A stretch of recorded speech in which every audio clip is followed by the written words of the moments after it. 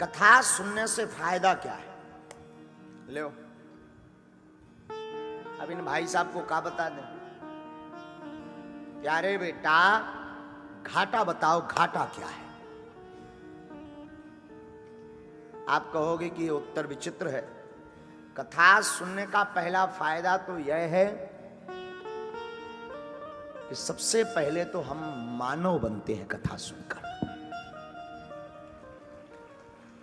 दूसरा फायदा समय का सदुपयोग करते हैं।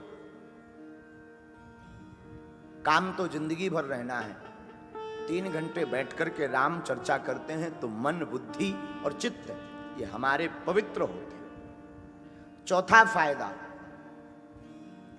कंप्यूटर के वायरस को मिटाने के लिए जिस प्रकार एंटीवायरस नामक प्रोग्राम इंस्टॉल करना पड़ता है और एंटीवायरस प्रोग्राम इंस्टॉल करने के बाद कंप्यूटर एकदम स्मूथ चलने लगता है, वायरस सब हट जाते हैं, उसी प्रकार मस्तिष्क भी एक कंप्यूटर है और इसमें गंदी आदतों के वायरस आ जाते हैं। इन वायरसों को मिटाना है तो कथा रूपी एंटीवायरस प्रोग्राम बहुत आवश्यक है।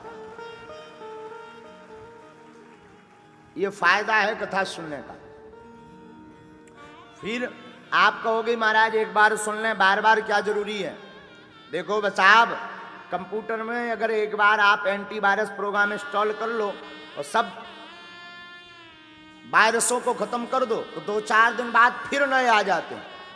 इसलिए बार बार बीच बीच में उस पर पिन करना पड़ता है, बार बार उसको साफ करना पड़ता है, जंक फाइलों को मिटाना पड़ता है। उसी प्रकार बार बार कथा सुनते रहो ताकि जितनी गंदी आदतें हैं वो धीरे धीरे जाती रहें।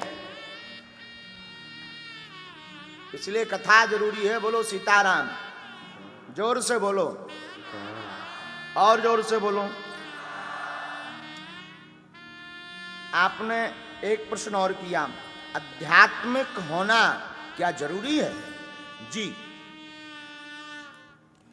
आध्यात्मिक होना बहुत जरूरी है, बहुत जरूरी।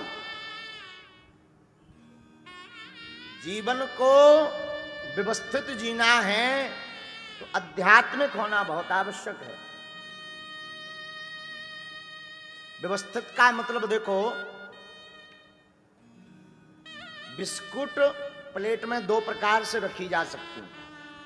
एक बिस्किट का पैकेट लिया, उसको खोला और ऊपर से गिरा दी, सब एक दूसरे के ऊपर युद्ध करती हुई नजर आती हैं। बिस्कुट तो खाना है, प्लेट खाना नहीं है, पर देखने में बड़ी अच्छी नहीं लगती हैं। और कई बार सभ्य व्यक्ति बिस्किट का पैकेट लेकर के खोल करके प्लेट में सजा सजा करके रखता है।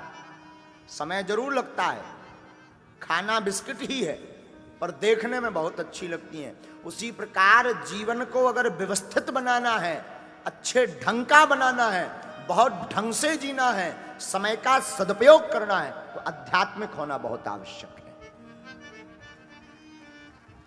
और जीवन को अगर अव्यवस्थित जीना है तो फिर आप जैसा जी रहे हो वैसा जियो। अंत में हम यही बात कहेंगे, मेरे युवा जो भी हो आप, आपको धन्यवाद। और हम यही कहेंगे, जीवन में आप एक बार यह विचार जरूर करना कि आप सनातन धर्म क्यों नहीं स्वीकार करना चाहते, कथा क्यों नहीं सुनना चाहते। आपकी समझ में सब कुछ आ जाएगा कि सनातन धर्म कितना जरूरी है। जीवन जीने के लिए सनातन धर्म जरूरी है और दिमाग की, बुद्धि की गंदी आदतों को हटाने के लिए कथा जरूरी है।